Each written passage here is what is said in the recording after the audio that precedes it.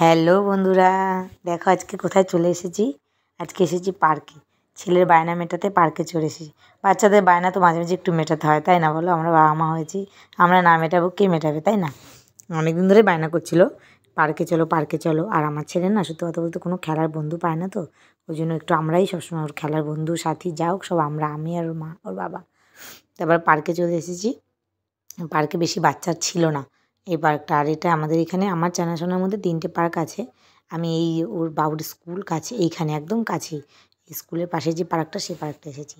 আর এই বাচ্চা দুটো ছিল, আর আমি না একটু দোলনায় বসেছি। আমি বলছি আমি একটু দোলনায় দৌড়ি।